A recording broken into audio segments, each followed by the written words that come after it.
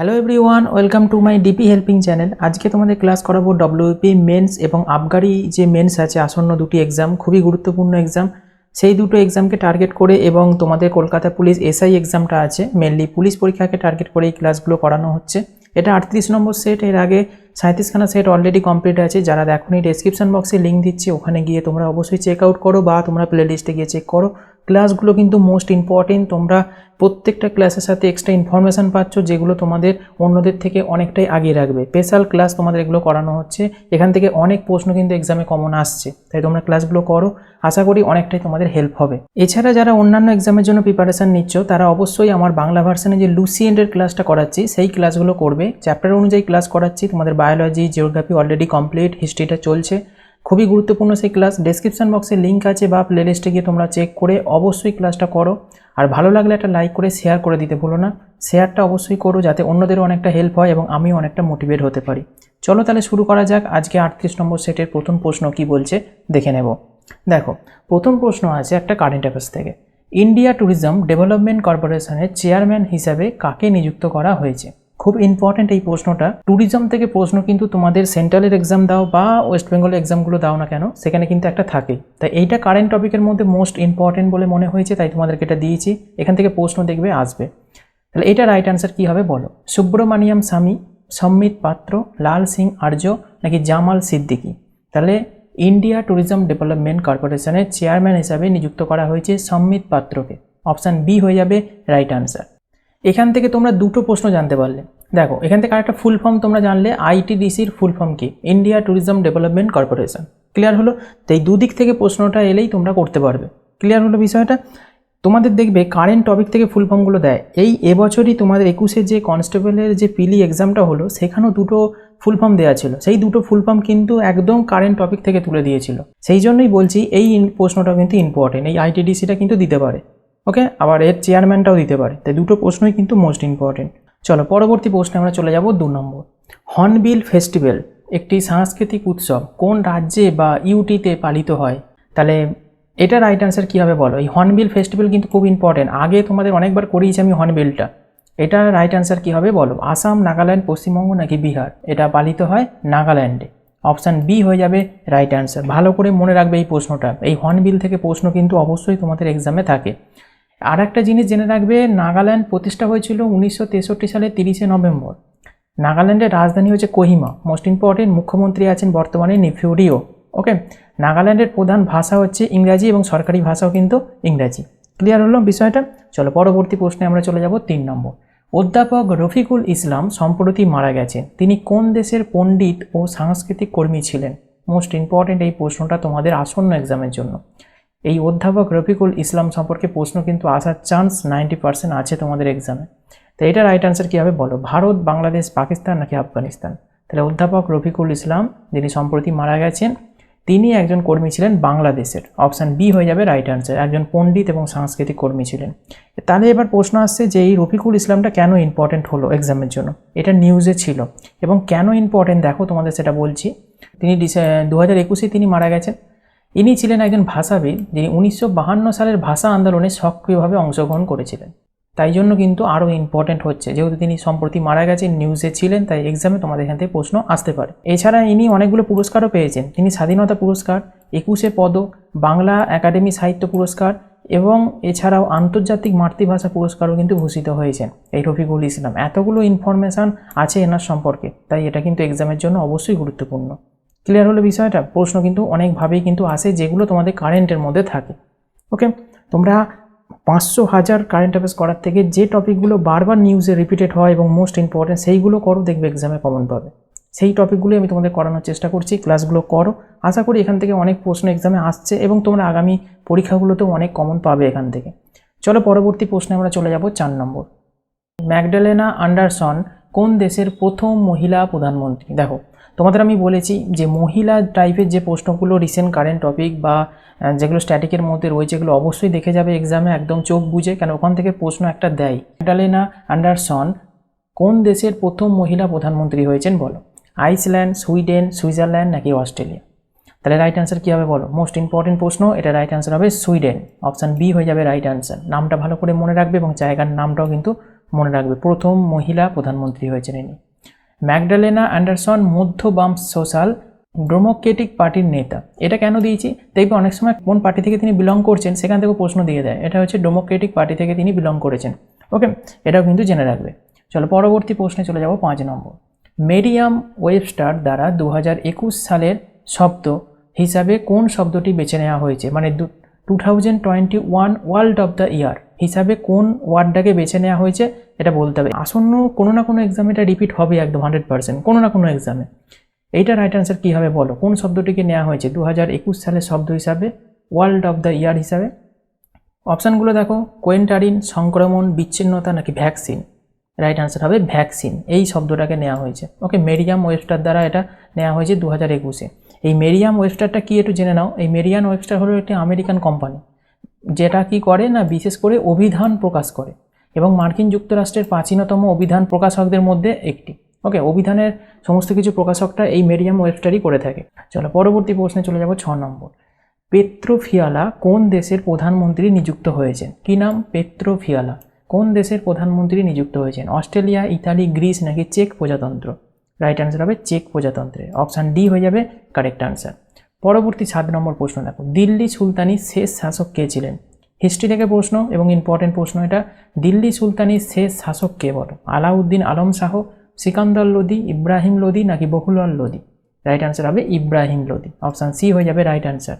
ওকে, লোদি বংশ তো তোমাদের সুলতানির শেষ রাজবংশ ছিল, সেখানে ইব্রাহিম লোদি ছিল দিল্লি সুলতানি শেষ শাসক। এখানে অনেকগুলো ইনফরমেশান তোমাদের দেব। এই সময় মানে দিল্লি সুলতানি শাসকের সময় বিভিন্ন তুর্কি ও আফগান রাজবংশ দিল্লি শাসন করেছিল কিন্তু। ওকে, 1206 খ্রিস্টাব্দে নিঃসন্তান মোহাম্মদ ঘুরি মৃত্যু হলে গজনীর সঙ্গে সব সম্পর্ক ছিন্ন করে এই কুতুবউদ্দিন আইবক নিজেকে স্বাধীন সার্বভৌম নরপতি ঘোষণা করেছিলেন। এটা সকলেই জানো, 1206-তে দিল্লির সিংহাসনে বসে কুতুবউদ্দিন আইবক, যিনি নিজেকে স্বাধীন সার্বভৌম রাজা হিসাবে ঘোষণা করছেন। ক্লিয়ার হলো? তো কার মৃত্যুর পর বসছে? মোহাম্মদ ঘুরির মৃত্যুর পর। আর একটা ইনফরমেশান দেব, 1208-এ ওকে কুতুবউদ্দিন আইবক সুলতান উপাধি গ্রহণ করেছিলেন। তার সিংহাসন আরোহণের ফলে দিল্লিতে স্বাধীন সুলতানি শাসনের গোড়াপত্তন হয়, মানে তিনি সিংহাসনে বসছেন এবং সেই থেকে দিল্লির সুলতানি সাম্রাজ্য গড়ে উঠছে, এটাই বলা হয়। এবং আর একটা প্রশ্ন এখান থেকে আসে, আইবক, কুতুবউদ্দিন আইবক নামটা আছে, এই আইবক কথার অর্থ কী? কৃতদাস। এই কুতুবউদ্দিন আইবক কিন্তু একজন কৃতদাস ছিল। ওকে, এটাও কিন্তু জেনে রাখবে। আরও ডিটেলসে যদি এই দিল্লি সুলতানি সম্পর্কে তোমরা ক্লাস করতে চাও, আমার ক্লাস করানো আছে লুসিয়েন্টের বাংলাতে, আমি তখন ক্লাস করিয়েছিলাম। সেই ক্লাসের প্লেলিস্ট নিচে দেওয়া রয়েছে ডেসক্রিপশন বক্সে, বা তোমরা হিস্ট্রি প্লেলিস্ট বলে লুসিয়েন্টের পেয়ে যাবে, তোমরা সেগুলো চেক করো। ওখানে ডিটেলসে করানো আছে দিল্লি সুলতানি যুগটা, তোমরা ওখানে যে একবার করে নাও, সমস্ত প্রশ্ন কভার হয়ে যাবে তোমাদের ওখান থেকে। ওকে, চলো তাহলে পরবর্তী প্রশ্নে আমরা চলে যাই 8 নম্বর। দাক্ষিণাত্যের প্রথম মুসলিম আক্রমণ কার রাজত্বকালে ঘটেছিল? খুব ইম্পর্টেন্ট প্রশ্ন, বারবার এক্সামে রিপিট হয় এই প্রশ্নটা। দাক্ষিণাত্যের প্রথম মুসলিম আক্রমণ কার রাজত্বকালে ঘটেছিল? বলবন, রাজিয়া, ফিরোজ তুগলক নাকি জালাল উদ্দিন খলজি? রাইট অ্যান্সার হবে জালাল উদ্দিন খলজির সময়। অপশান ডি হয়ে যাবে রাইট অ্যান্সার। এনার রাজত্বকালে দাক্ষিণাত্যে প্রথম মুসলিম আক্রমণ ঘটে। পরবর্তী প্রশ্ন দেখো 9 নম্বর। কোন রাজ্যটি বর্তমান বিহারের পাটনা এবং গয়াকে কেন্দ্র করে গড়ে উঠেছিল? অঙ্গ, কুশল, মগধ নাকি অবন্তী? এটা রাইট অ্যান্সার কী হবে বলো? এটা হবে মগধ। অপশান সি হয়ে যাবে রাইট অ্যান্সার। এটা বর্তমানে এখন বিহারে অবস্থান করছে। চলো পরবর্তী প্রশ্ন দেখো, জাফর খাঁ কার সেনাপতি ছিলেন? এইটা সকলে আনসার করা উচিত এবং ইম্পর্টেন্ট প্রশ্ন। জাফর খাঁ কার সেনাপতি ছিলেন? ফিরোজ শাহ তুগলক, আলাউদ্দিন খলজি, মোহাম্মদ বিন তুগলক নাকি ইলতুৎমিশ? রাইট অ্যান্সার কী হবে? আলাউদ্দিন খলজির সেনাপতি ছিলেন জাফর খাঁ। অপশান বি হয়ে যাবে রাইট অ্যান্সার। পরবর্তী প্রশ্ন দেখো 11 নম্বর। জালাউদ্দিন ফিরোজ খলজি কাকে হত্যা করে দিল্লির সিংহাসনে বসেন? তাহলে জালাউদ্দিন ফিরোজ খলজি কাকে হত্যা করে দিল্লির সিংহাসনে বসেছিলেন বলতে হবে। অপশানগুলো দেখো, নাসির উদ্দিন মাহমুদ, মইজউদ্দিন বহরাম, শামসুদ্দিন কজুমার নাকি আইকোবাদ? তাহলে রাইট অ্যান্সার কী হবে? এটা রাইট অ্যান্সার হবে কাইকোবাদ। এটা ইম্পর্টেন্ট, কিন্তু প্রিভিয়াস ইয়ারে অলরেডি প্রশ্নটা এসেছে। জালাউদ্দিন ফিরোজ খলজি এই কাইকোবাদকে হত্যা করে দিল্লির সিংহাসনে বসেছিল। ওকে, পরবর্তী প্রশ্ন দেখো 12 নম্বর। 1948 সালে ভারতের শিল্পমন্ত্রী কে ছিলেন? এই প্রশ্নটা দেওয়ার একটাই কারণ, এটা স্ট্যাটিক জিকের মধ্যে ধরতে পারো, এগুলো বেশিরভাগ তোমার এক্সামে এসে থাকে, প্রিভিয়াস ইয়ারে এসেছে অনেকবার প্রশ্নটা, তাই তোমাদের এটা দিয়েছি। 1948 সালে ভারতের শিল্পমন্ত্রী কে ছিলেন বলতে হবে। অপশানগুলো দেখো, সর্দার বল্লভভাই প্যাটেল, শ্যামপ্রসাদ মুখার্জি, জওহরলাল নেহরু নাকি গোবিন্দ বল্লভ পন্ত? তাহলে এটা রাইট অ্যান্সার হবে শ্যামাপ্রসাদ মুখার্জি। অপশান বি হয়ে যাবে রাইট অ্যান্সার। ইনি ছিলেন 1948 সালে ভারতীয় শিল্পমন্ত্রী। ওকে, দেখো এখানে আর একটা ইনফরমেশান তোমাদের দিচ্ছি। ভারতের দ্বিতীয় শিল্পনীতি হয়েছিল 1956-তে। এই ইনফরমেশানটাও জেনে রাখবে, এখান থেকেও প্রিভিয়াস ইয়ারে প্রশ্ন এসেছে। ব্যাক টু ব্যাক কিছু প্রশ্ন তোমাদের আমি দেবো এখান থেকে, যেগুলো তোমাদের ইম্পর্টেন্ট। ক্ষুদ্র ও মধ্য শিল্প ইউনিট উন্নয়নের আইন কার্যকর হয় 2006 সালের 2রা অক্টোবর। এইটাও ইম্পর্টেন্ট, এটাও প্রিভিয়াস ইয়ারে এসেছে এবং অনেক এক্সামে রিপিটও হচ্ছে এই প্রশ্নটা, তাই জন্য এটা তোমরা জানবে। আর মীরা সেট কমিটি কোন শিল্পের জন্য পরামর্শ দিয়েছিল? এটা হচ্ছে তাঁত বিষয়ক শিল্পের ওপর পরামর্শ করেছিল মীরা সেট কমিটি। তোমরা যারা প্রিভিয়াস ঘাঁটছো তারা অবশ্যই তোমরা দেখতে পাবে এই কমিটিতে থেকে প্রশ্ন আসতে। ওকে, এরপর দেখো জাতীয় বস্ত্র নীতি, যেটা টেক্সটাইল ইন্ডাস্ট্রি বলা হয়, এই জাতীয় বস্ত্র নীতি ঘোষিত হয়েছিল কত সালে? 2000 সালে। এখান থেকেও প্রশ্ন আসে। আর একটা জানবে, পৃথিবীতে প্রথম কৃষি গবেষণা কেন্দ্র স্থাপিত হয় কোথায়? এলসেসে, 1834 সালে। ওকে, এই কটা ইনফরমেশান তোমাদের দিলাম 5টা এক্সট্রা হিসাবে। এইগুলো ইকোনমি থেকে বারবার রিপিট হয় প্রশ্নগুলো, তাই তোমাদের এগুলো একসাথে ব্যাক টু ব্যাক দিয়ে দিলাম। এগুলো অবশ্যই তোমরা নোট করবে, এক্সামে দেখবে কাজে লাগবে। চলো পরবর্তী প্রশ্নে চলে যাব। 13 নম্বর, রাষ্ট্রপতি নির্বাচন পদ্ধতি কত নম্বর আর্টিকেলে বর্ণিত আছে? 52 নম্বর, 53 নম্বর, 54 নম্বর নাকি 61 নম্বর? এইটা সকলের আনসার করা উচিত। ভেরি ভেরি ইম্পর্টেন্ট একটা প্রশ্ন। রাষ্ট্রপতি নির্বাচন পদ্ধতি কত নম্বর আর্টিকেলে বর্ণিত আছে? এটা হচ্ছে 54 নম্বর আর্টিকেলে বর্ণিত আছে। অপশান সি হয়ে যাবে রাইট অ্যান্সার। তাহলে 52 নম্বর আর্টিকেলে কি বর্ণিত আছে? ভারতে একজন রাষ্ট্রপতি থাকবে, এইটা বলা আছে 52 নম্বর আর্টিকেলে। ওকে, 53 নম্বর আর্টিকেলে বলা আছে কেন্দ্রীয় শাসন সংক্রান্ত ক্ষমতা রাষ্ট্রপতির হাতে ন্যস্ত থাকবে। ওকে, কেন্দ্রীয় শাসনের যত সব ক্ষমতা আছে সেগুলো সবই রাষ্ট্রপতির হাতে ন্যস্ত থাকবে, এটা 53 নম্বর ধারায় বলা হয়েছে। 54তে তোমাদের বললাম রাষ্ট্রপতি নির্বাচন পদ্ধতি। আর 61টা ভেরি ভেরি ইম্পর্টেন্ট। কি বলা আছে 61তে? ইমপিচমেন্ট। কার ইমপিচমেন্ট? রাষ্ট্রপতির ইমপিচমেন্ট বা পদচ্যুতি সংক্রান্ত বিষয় বলা আছে 61তে। বারবার এখান থেকে কিন্তু প্রশ্ন আসে এই 61 নম্বর আর্টিকেল থেকে, এটা কিন্তু জানবে। চলো পরবর্তী প্রশ্নে আমরা চলে যাব। 14 নম্বর, বায়ুমণ্ডলের কোন স্তরটি মহাকাশ পর্যন্ত বিস্তৃত? দেখো প্রশ্নটা একটু ঘোরানো আছে, খুবই ইজি প্রশ্ন। বায়ুমণ্ডলের কোন স্তরটি মহাকাশ পর্যন্ত বিস্তৃত সেটা বলতে হবে, মানে শেষ স্তর কোনটা বায়ুমণ্ডলে সেটা বলো। তারও এই আনসারটা একই হবে। এক্সোস্ফিয়ার, ট্রোপোস্ফিয়ার, স্ট্র্যাটোস্ফিয়ার নাকি থার্মোস্ফিয়ার? এটা রাইট অ্যান্সার হবে কোনটা সেটা বলো। এটা নিশ্চয়ই সকলেই বুঝতে পারছো, বায়ুমণ্ডলের শেষ স্তর বা বায়ুমণ্ডলের কোন স্তরটি মহাকাশ পর্যন্ত বিস্তৃত, এটা হচ্ছে এক্সোস্ফিয়ার। অপশান এ হয়ে যাবে রাইট অ্যান্সার। ওকে, ট্রোপোস্ফিয়ার সর্বনিচে থাকে, তারপর স্ট্র্যাটোস্ফিয়ার, তারপর মেসোস্ফিয়ার, তারপর থার্মোস্ফিয়ার, তারপর হচ্ছে এক্সোস্ফিয়ার। ক্লিয়ার হলো বিষয়টা? পাশে ছবিটা রয়েছে, তোমরা দেখে নিতে পারো। ওকে, চলো পরবর্তী প্রশ্নে আমরা চলে যাব। 15 নম্বর, সমিতি ও সংঘ গঠন করার অধিকার কোন মৌলিক অধিকারের মধ্যে পড়ে? ভেরি ভেরি ইম্পর্টেন্ট প্রশ্ন কনস্টিটিউশন থেকে। সমিতি ও সংঘ গঠন করার যে অধিকার আছে মানুষের, সেটা মৌলিক অধিকারের মধ্যে পড়ছে। সেটা কোন মৌলিক অধিকারের মধ্যে পড়ে বলো? স্বাধীনতার অধিকার, শোষণের বিরুদ্ধে অধিকার, ধর্মীয় স্বাধীনতার অধিকার নাকি সাম্যের অধিকার? এটা রাইট অ্যান্সার হবে স্বাধীনতার অধিকারের মধ্যে পড়ছে। ওকে, তাহলে এখানে জানতে হবে যে সমিতি ও সংঘ গঠন করার যে অধিকার অ্যাকচুয়াল তাহলে কত নম্বর আর্টিকেলে পড়ছে? এটা 19 নম্বর আর্টিকেলের মধ্যে পড়ছে, সমিতি গঠন করা যাবে। এই 19 নম্বর আর্টিকেলটা কিসের মধ্যে রয়েছে? 19 থেকে 22 হচ্ছে স্বাধীনতার অধিকারের মধ্যে পড়ে, তাই জন্য এটা হবে স্বাধীনতার অধিকার। ক্লিয়ার হলো? এগুলো তো সবই মৌলিক অধিকার, স্বাধীনতার অধিকার, শোষণের বিরুদ্ধে অধিকার, ধর্মীয় স্বাধীনতার অধিকার এবং সাম্যের অধিকার, এগুলো সব মৌলিক অধিকার। এর মধ্যে সমিতি সংঘটা পড়ছে হচ্ছে স্বাধীনতার অধিকারের মধ্যে, যেটা 19 নম্বর আর্টিকেলে বর্ণিত আছে এটা। আর শোষণের বিরুদ্ধে অধিকার 23 থেকে 24 নম্বর আর্টিকেলে বর্ণিত আছে। ধর্মীয় স্বাধীনতার অধিকার হচ্ছে 25 থেকে 28-এ বর্ণিত আছে। সাম্যের অধিকার 14 থেকে 18-তে বর্ণিত আছে। তোমরা যদি 1 থেকে 35 পর্যন্ত আর্টিকেল যদি মুখস্থ করো, তোমাদের নর্মালি যে কোনো এক্সামে তোমাদের কিন্তু কমন এসে যায় প্রশ্ন, একদম যদি মনে রাখো তোমরা 1 থেকে 35 পর্যন্ত। ক্লিয়ার হলো বিষয়টা? চলো পরবর্তী প্রশ্নে আমরা চলে যাব। 16 নম্বর, অ্যারোসল হলো এক প্রকার তুষারকণা, ধূলিকণা, জলীয় বাষ্প নাকি মেঘ? তাহলে অ্যারোসল কি বলো? এটা রাইট অ্যান্সার কি হবে? অ্যারোসল হলো একটি ধূলিকণা। অপশান বি হয়ে যাবে রাইট অ্যান্সার। ক্লিয়ার হলো? আবার অনেক সময় কিন্তু অপশানে দেখা গেছে প্রিভিয়াস ইয়ারের প্রশ্নে অ্যারোসল থেকে প্রশ্ন এসেছে, সেখানে আমরা কুয়াশা দেওয়া ছিল। তাহলে কিন্তু কুয়াশা যদি থাকে অপশানে তোমরা কিন্তু করবে কুয়াশাটা। ওকে, চলো পরবর্তী প্রশ্নে আমরা চলে যাব। 17 নম্বর, বায়ুমণ্ডল সর্বাধিক উত্তপ্ত হয় কোন পদ্ধতিতে? পরিবহন, পরিচলন, বিকিরণ নাকি অ্যাডভেকশন? তাহলে এটা বলো রাইট অ্যান্সার কী হবে? বায়ুমণ্ডল সর্বাধিক উত্তপ্ত হয় কোন পদ্ধতিতে? এটা হচ্ছে বিকিরণ। অপশান সি হয়ে যাবে রাইট অ্যান্সার।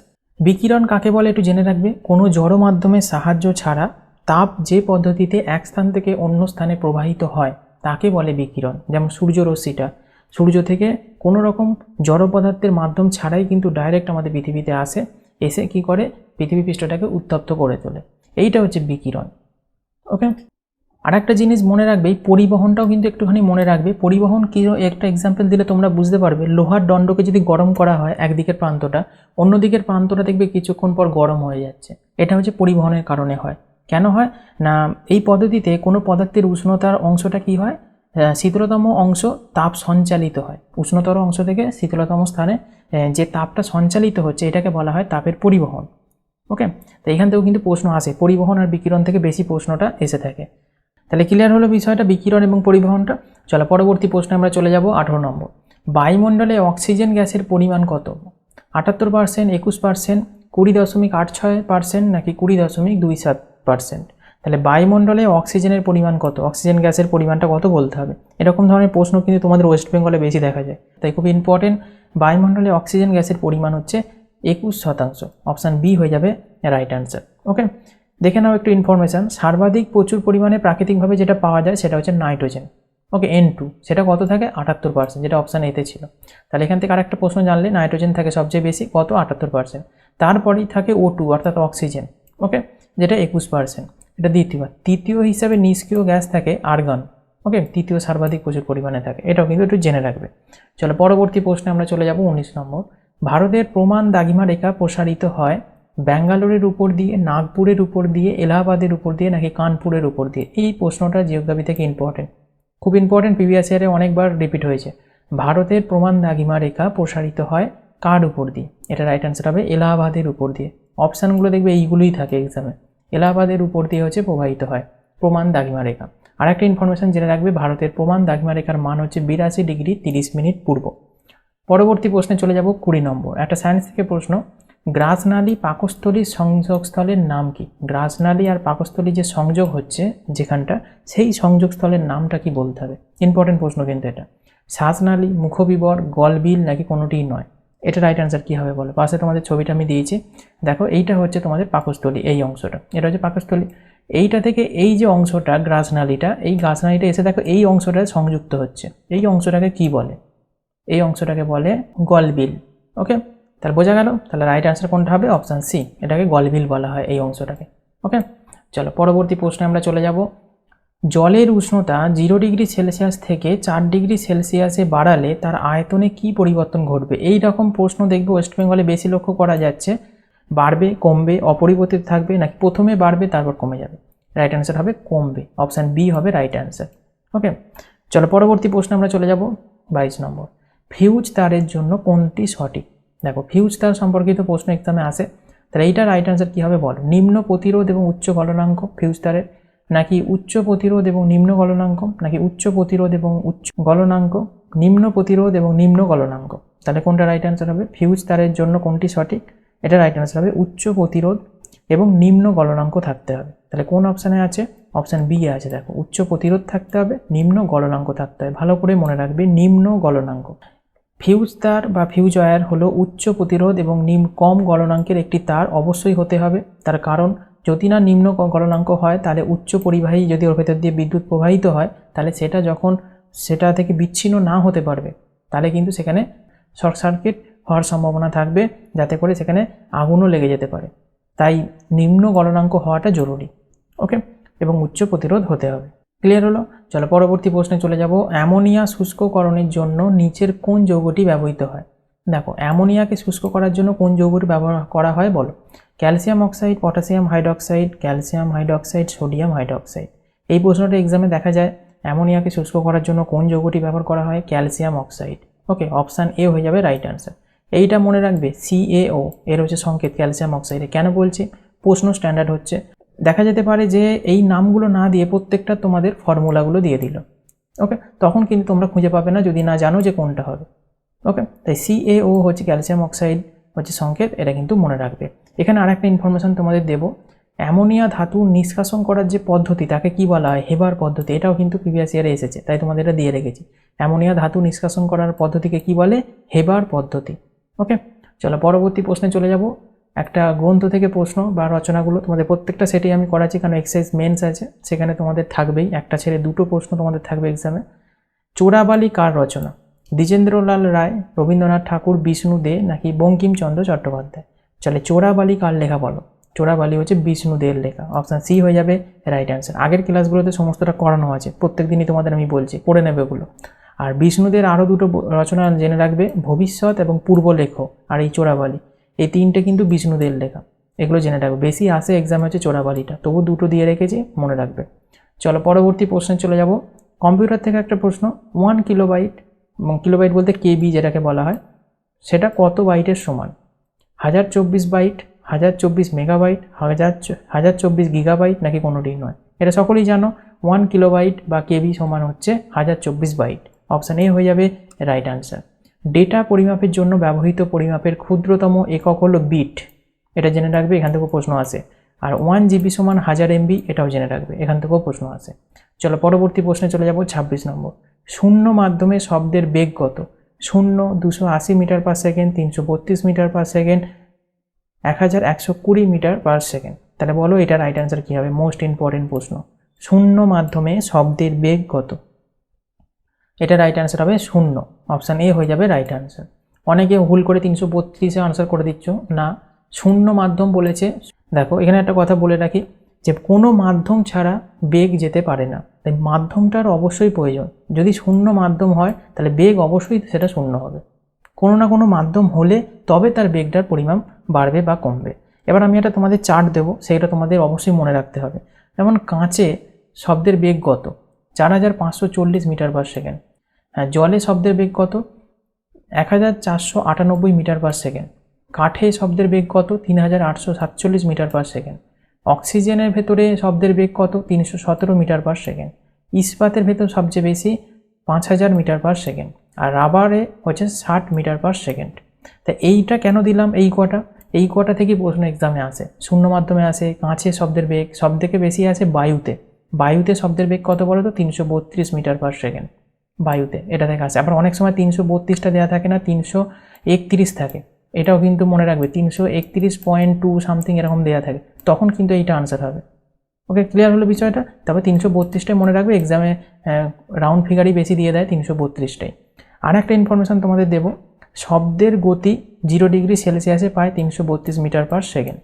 এখানে আরেকটা জিনিস আমি যোগ করেছি, শব্দের গতি 0 ডিগ্রি সেলসিয়াসে, এটা কিন্তু এক্সামে দেখবে প্রিভিয়াস ইয়ার এরকম ধরনের প্রশ্ন এসেছে, যে শব্দের গতি 0 ডিগ্রি সেলসিয়াসে কত, তখন আনসার হচ্ছে 332। ওকে, এবার অনেকে ভেবে নিচ্ছ যে এটা শূন্য মাধ্যমে, তাহলে 332, এটা শূন্য মাধ্যম নয়, কিন্তু এটা 0 ডিগ্রি সেলসিয়াসে বলা হয়েছে। ওকে, শূন্য মাধ্যমে হলে 0 হবে, 0 ডিগ্রি সেলসিয়াসে বললে 332 মিটার পার সেকেন্ড হবে। আর একটা জিনিস জানবে, প্রকৃতপক্ষে শব্দ কঠিন পদার্থের তুলনায় তরল পদার্থে 4 গুণ দ্রুত হয়, আর বাতাসের তুলনায় ইস্পাতে 15 গুণ দ্রুত ভ্রমণ করে শব্দ। তাহলে বোঝা গেল, টোটাল ইনফরমেশনটা দিলাম, এখান থেকে এরকম প্রশ্ন কিন্তু আসে, অবশ্যই এগুলো তোমরা নোট করবে। চলো পরবর্তী প্রশ্নে চলে যাব। 27 নম্বর, কাস্টিক সোডা হলো বেকিং সোডা, কাস্টিক পটাশ, খড়িমাটি নাকি সোডিয়াম হাইড্রোক্সাইড? তাহলে কাস্টিক সোডা কোনটিকে বলা হয়? এটা সকলেই জানো, কাস্টিক সোডা বলা হয় সোডিয়াম হাইড্রোক্সাইডকে। অপশান ডি হয়ে যাবে রাইট আনসার। পরবর্তী দেখো প্রশ্ন, জলপাইগুড়ি শহর কোন নদীর তীরে গড়ে উঠেছে? এটা রাইট আনসার কী হবে বলো? জলপাইগুড়ি শহর কোন নদীর তীরে গড়ে উঠেছে? তিস্তা, তোর্সা, জলঢাকা নাকি রায়ডাক? তাহলে জলপাইগুড়ি শহর হচ্ছে তিস্তা নদীর তীরে গড়ে উঠেছে। অপশান এ হবে কারেক্ট আনসার। এছাড়া আমি কিছু দিয়ে রেখেছি ইম্পর্টেন্ট, দেখো হুগলি নদীর তীরে গড়ে উঠেছে কলকাতা শহরটা, সেটা স্টেটটাও আমি দিয়ে রেখেছি, এটা ওয়েস্ট বেঙ্গলে অবস্থিত। কটক শহরটা গড়ে উঠেছে মহানদী নদীর তীরে, যেটা উড়িষ্যাতে অবস্থিত। দিল্লি, এটা হচ্ছে যমুনা নদীর তীরে গড়ে উঠেছে, যেটা দিল্লিতে অবস্থিত। আর ডিব্রুগড়, এটা হচ্ছে ব্রহ্মপুত্র নদীর তীরে গড়ে উঠেছে, যেটা আসামে অবস্থিত। খুব ইম্পর্টেন্ট এই ডিব্রুগড়টা, ওকে, বারবার এক্সামে আসে। চলো পরবর্তী প্রশ্নে চলে যাব। 29 নম্বর প্রশ্ন দেখো, হিন্দু নারীদের সতী প্রথা কোন মুঘল সম্রাটের রাজত্বকালে নিষিদ্ধ হয়? দেখো প্রশ্নটা ইম্পর্টেন্ট, কিন্তু এটা হিন্দু নারীদের যে সতী প্রথাটা কোন মুঘল সম্রাটের রাজত্বকালে নিষিদ্ধ হয়েছিল বলতে হবে। শাহজাহান, ঔরঙ্গজেব, আকবর নাকি জাহাঙ্গীর? তাহলে এটা রাইট আনসার হবে আকবরের আমলে। অপশান সি হয়ে যাবে রাইট আনসার। এবার অনেকে বলবে যে এটা রাইট আনসার ঔরঙ্গজেব হবে, না, এটা রাইট আনসার ঔরঙ্গজেব হবে না। প্রশ্ন অনুযায়ী আনসার আকবরই, এটা রাইট আনসার হবে। প্রথম আকবরই কিন্তু যে মুঘল সম্রাট, যিনি হিন্দু নারীদের সতীপ্রথাকে বন্ধ করে দিয়েছিল 1582-তে। ওকে, এটা কিন্তু মনে রাখবে। এখানে আরেকটা জিনিস জেনে রাখবে, যে এর পরে মানে 1582-তে বন্ধ করে দেওয়ার পরে পরবর্তীতে আবার সতীদাহ প্রথাটা চালু হয়ে গিয়েছিল। তখন আবার 1663-তে, কততে? 1663-তে আবার হচ্ছে ঔরঙ্গজেব সেটাকে আবার বন্ধ করে। বোঝা গেছে? তারা এখানে প্রশ্ন অনুযায়ী রাইট আনসার কিন্তু আকবরই হবে। প্রথম আকবরই বন্ধ করেছিল, পরবর্তীকালে 1663-তে আবার ঔরঙ্গজেব বন্ধ করেছিল। কেন মধ্যিখানে আকবরের বন্ধ করে দেওয়ার পর কিছুদিন পর থেকে আবার চালু হয়ে গেছিলো, সেটা পরবর্তীকালে ঔরঙ্গজেব আবার বন্ধ করে। ক্লিয়ার হলো বিষয়টা? চলো পরবর্তী প্রশ্নে আমরা যাব, তার আগে আরেকটা ইনফরমেশন জেনে নেব। আকবর জিজিয়া ও তীর্থযাত্রা কর এবং যুদ্ধবন্দীদের জোরপূর্বক ধর্মান্তরকরণ বাতিল করে দেয়। এই ইনফরমেশনটা জানবে, এখান থেকে প্রশ্ন আসে। জিজিয়া কর, তীর্থযাত্রা কর এগুলো সবই বাতিল করেছিল এবং যারা যুদ্ধে বন্দী ছিল তাদেরকে জোরপূর্বক ধর্মান্তরকরণ করা হচ্ছিল, সেটাকেও বন্ধ করে দিয়েছিল এই আকবর। আর একটা জিনিস জানবে, তিনি ধর্মীয় বিষয়ে আলোচনার জন্য ফতেপুর সিক্রিতে একটি ইবাদতখানা নির্মাণ করেছিলেন। এই প্রশ্নটা প্রিভিয়াস ইয়ারের রিসেন্টলি এক্সামগুলোতে অনেকবার রিপিট হয়েছে, যে ইবাদতখানা কে নির্মাণ করেছিলেন? আকবর। কোথায়? ফতেপুর সিক্রিতে। কিসের জন্য? ধর্মীয় বিষয়ে আলোচনা করার জন্য। ক্লিয়ার হলো? এতগুলো ইনফরমেশন তোমাদের দিলাম, এগুলো এক্সাম রিলেটেড, মোস্ট ইম্পর্টেন্ট। চলো পরবর্তী প্রশ্নে চলে যাব, 30 নম্বর। ভারতের বৃহত্তম স্টক মার্কেট কোনটি? NSE, BSE, CSE নাকি ডোলেক্স? তাহলে ভারতের বৃহত্তম স্টক মার্কেট কোনটি? NSE। অপশান এ হয়ে যাবে রাইট আনসার। এর ফুল ফর্ম কি? The National Stock Exchange. NSEর ফুল ফর্ম। প্রতিষ্ঠিত কবে হয়েছিল? 1992 সালে। ওকে, তাহলে আজকে এই 30টা প্রশ্ন ছিল। তোমাদের ভালো লাগলে একটা লাইক করবে এবং শেয়ার করে দিতে ভুলবে না। আর চ্যানেলে যারা নতুন, অবশ্যই চ্যানেলটিকে সাবস্ক্রাইব করে পাশে থাকা নোটিফিকেশান বেলটি অন করে রাখবে। নেক্সট ক্লাস দিলে সবার আগে নোটিফিকেশানটা তোমাদের কাছে পৌঁছাবে। ওকে, এরকম ধরনের ক্লাস পেতে অবশ্যই চ্যানেলের সাথে যুক্ত থাকো। Thank you, thanks for watching.